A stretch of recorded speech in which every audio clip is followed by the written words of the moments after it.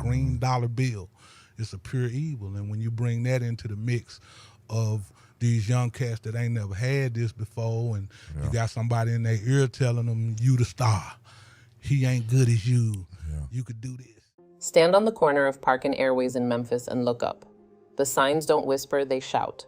One reads MJG Avenue. The other says 8Ball Boulevard. That's not a coincidence or a cute city stunt. That's a promise carved in aluminum. Two names that started as Sharpie on cassette labels are now hammered into the map. How does something like that happen? How did two kids from a neighborhood folks once wrote off find a way to write themselves into hip-hop's permanent record? Through label storms, industry politics, and decades where styles flipped every summer. Some stories don't chase the charts. They outlive them. Orange Mound isn't a slogan. It's a pressure cooker. Sidewalks cracked, houses shoulder to shoulder, pride and pain welded together. That's where Premro 8Ball Smith and Marlon MJG Goodwin learned that your voice has to be loud enough to cut through sirens and porch chatter and a whole city trying to make rent. He compete with DJing, man. And they done booked 8Ball and MJG from Memphis, Tennessee on New York night. Wait, all right, so is the night up in Atlanta is called New York night? Oh, I don't know. I'm just saying. It was like hip-hop night. I'm going to say hip-hop. Okay. Bus rides to Ridgeway didn't feel like field trips, they felt like missions. Somewhere between the back seats and the rumble of old tires, two notebooks started filling up. First it was jokes that rhymed, then rhymes that hit nerves, then verses that felt like they had jobs to do.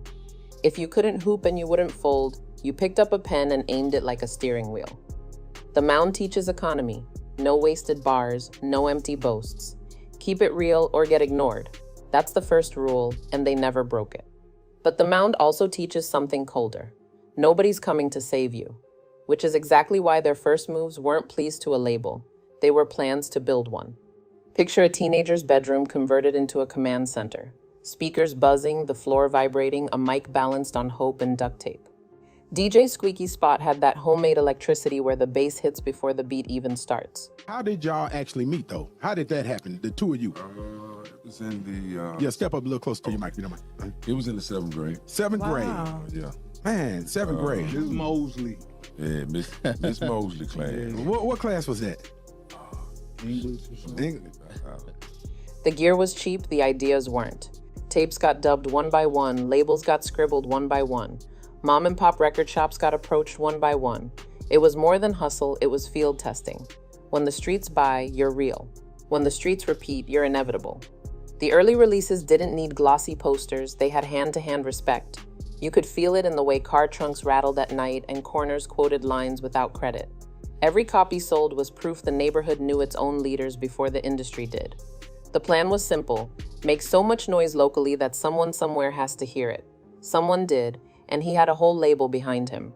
Tony Draper was young, hungry, and thinking regionally while others were stuck on city limits.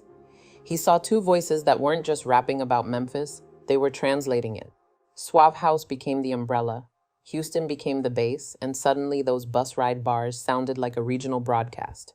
We got started in Memphis, man, back in junior high, man, we were doing party, show, talent shows, all that stuff, we were cool back then, before we even really just hooked up as a group. And, man, we kicked it off in the city, man, doing local stuff first. Man, from there, it escalated on. Coming out hard hit like a truth alarm. It wasn't polite, it was precise. The bass felt like streetlight hum, the writing felt lived in, and the sequencing moved like a night drive, no wasted turns. Distribution muscle turned mom-and-pop buzz into highway momentum, and the artwork/packaging only amplified the aura.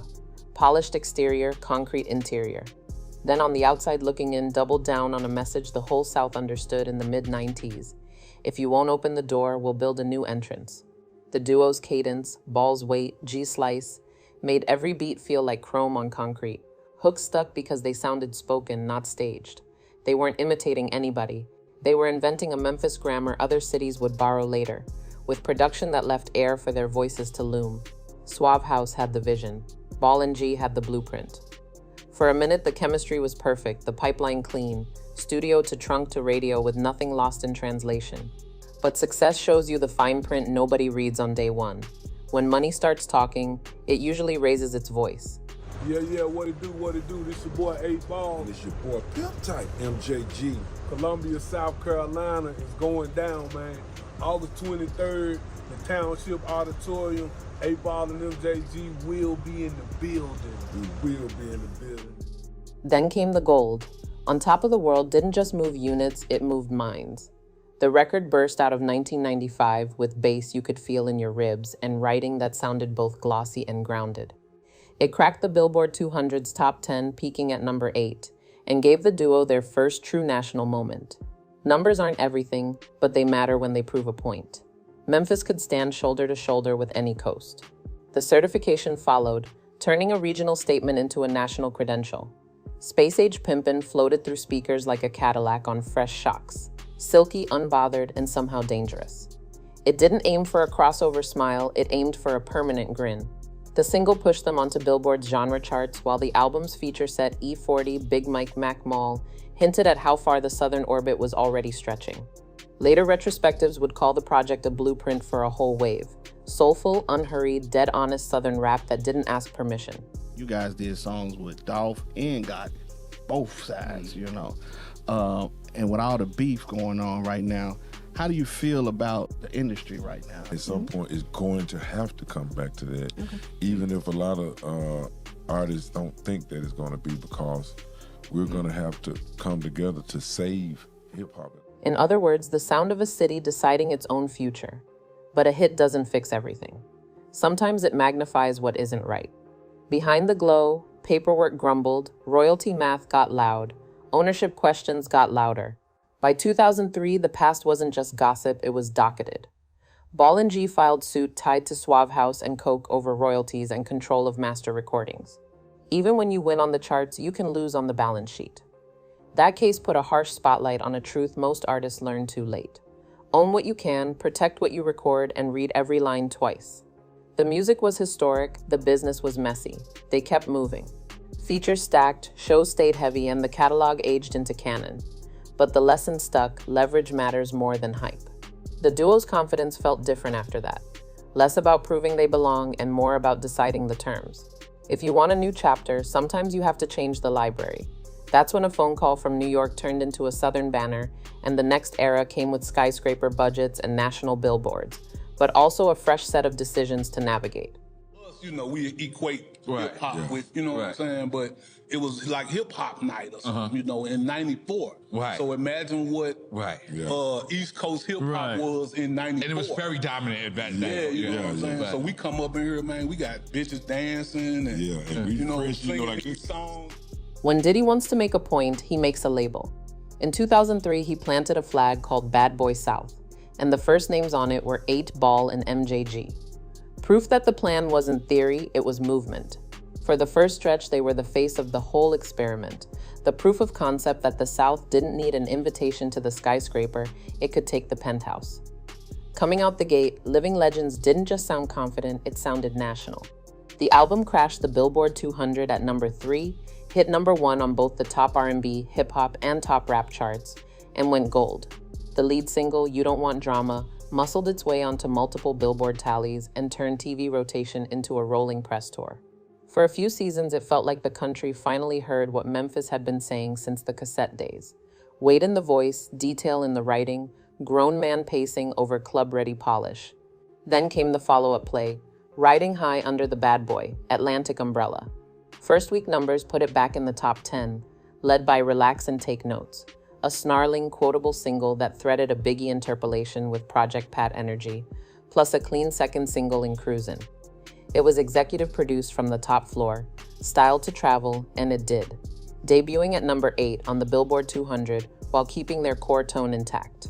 But if you've ever watched a big label machine from the inside, you know the gears grind, priorities shift, budgets move, new signings arrive, and the oxygen in the room gets thinner. Boys in Da Hood here, young jock there, until even winning can feel like waiting your turn. The duo delivered. The system kept changing rooms. Respect was never the issue. Focus was, 2 albums in, both sides moved on.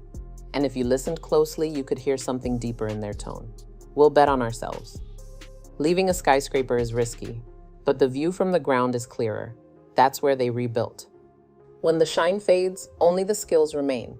That's when the veterans separate from the vacationers. 8Ball formed his own shop. G did the same. Smaller budgets, fewer meetings, cleaner decisions. Independence wasn't a victory lap. It was a reset button. Without giving it, you don't have to give away your age, but it's been what? How many? 30 years at least. Right. Yeah, 30 years. Both just turned 27. His birthday. Right. Yeah. Right. I'm October the 9th. Okay. 27. Right. Yeah. He's like a little older than you. A little older than you. They tightened the circle, cut the noise, and put the business in the same room as the bars.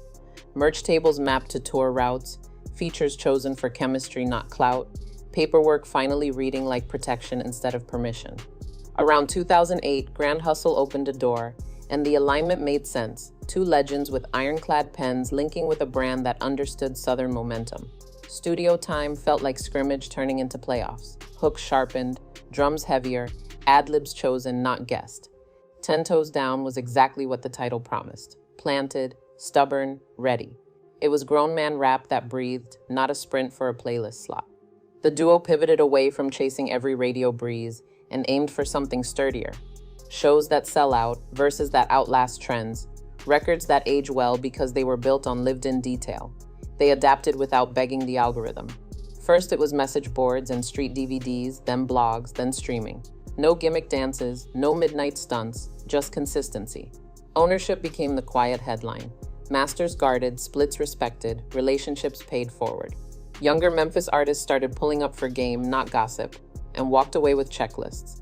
Register your works, know your prio, keep your stems organized, never hand over your leverage.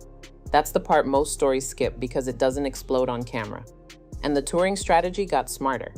Hit the South heavy, loop the Midwest, double back for festivals, then slide into select coastal dates where the day ones still know every word. Keep the setlist dynamic, rotate deep cuts next to anchors, let the catalog carry its own weight. That's the long game most artists never learn because the short game looks shinier. Ball and G didn't care about shiny, they cared about control. And then the city that built them decided to say thank you not with a plaque, but with a place. Memphis doesn't hand out easy compliments. In 2018, it handed out history. The Memphis Music Hall of Fame called their names, and the duo took a bow they earned the long way through decades of tape hiss, club dates, bus miles, and bars that wouldn't lie, even when it might have paid to. That wasn't just a trophy moment. It was the city saying, you didn't just represent us, you helped define us. In that room, you could see generations lining up like a timeline. Elders who remember cassette counters, younger artists who studied the cadences, radio vets who spun the early singles, and neighborhood faces who heard those songs first from open car windows. The honor wasn't about a single era, it was a thank you for consistent gravity, the kind that keeps a scene from floating off into trends. A few years later, the culture staged a celebration that felt part concert, part family reunion, and part time machine. 2022's VERZUZ with UGK. No villain, no victim, just two pillars holding up a roof that a whole generation danced under. Round after round, you could hear the South talking to itself, saluting itself, remembering itself. Hooks that once lived in tape decks met streams in real time. Deep cuts suddenly felt like headlines again. And when the anthems landed, the chat exploded like a packed club floor. Memphis and Port Arthur trading nods across the timeline. Bumby holding it down for Pimp C, Ball and G reminding everyone why their chemistry never rusts. It wasn't a scoreboard night, it was a crown polishing night. A living museum exhibit where every track had fingerprints from the past and fresh breath for the present. If you thought that was the end of the victory lap, Memphis had one more gift waiting at a familiar corner. In late 2024, Orange Mound unveiled something permanent. An intersection officially honoring 8Ball and MJG at Park Avenue and Airways Boulevard. It wasn't just a ceremony, it was a neighborhood writing love letters in metal. The crowd was thick, families posted up on curbs, and the duo stood under fresh signage that turned everyday directions into a history lesson. Local outlets captured the moment. Cheers, phone lights, and a brief pause where you could see pride wash over faces that grew up on those records. Every city has stars. Not every city renames its streets for them. That difference matters. It means the music didn't just sell, the music served. The city's own channels amplified it too. Clips and posts confirming what the block already knew. This wasn't symbolic fluff. It was Orange Mound saying ours in bold print. The corner now reads like a chorus, MJG Avenue crossing 8-Ball Boulevard. So even a routine drive feels like a nod to lineage. It's the kind of honor that outlasts radio cycles because it lives where people actually move, work, and raise kids. Decades from now, a new fan might ask why those names are up there, and the neighborhood will answer with stories that never needed a press release. Now, about what's next. Reports and social media teases suggest a project called I Key and Barry, executive produced by Drumma Boy. Nothing stamped, nothing official with a locked date, but enough smoke to make fans look for the spark. Studio clips from Patchwork, captions hinting finishing touches, and reels pushing the idea of a summertime drop. Rumors suggest sessions continued into 2025, with posts and reels claiming a window around the summer, while interviews kept the buzz alive. Here's what we know for sure: when Ball's gravity meets G's precision over Drumma's drumline, the result usually travels. If this lands, expect grown man flexes, polished low end, and writing that breathes. Not a trend chase, a reminder. That's the buzz. The facts: they've been in rooms together, on camera, talking and teasing music. When they do move, the whole region listens. From cracked sidewalks to street signs, from Sharpie labels to Hall of Fame plaques, from label showdowns to ownership on their own terms. 8Ball and MJG didn't just survive the industry, they outlasted its phases. They wore suits when needed, they wore hoodies when preferred, and they never took off the Memphis in their voices. You can debate charts, you can't debate corners with their names on them. And maybe that's the real measure. What lasts longer? A singles peak week, or a city that points at a sign and tells kids, these two came from right here? The answer is sitting at Park and Airways, where the mound meets memory and two artists still keep the engine idling, just in case the next chapter needs a late night drive.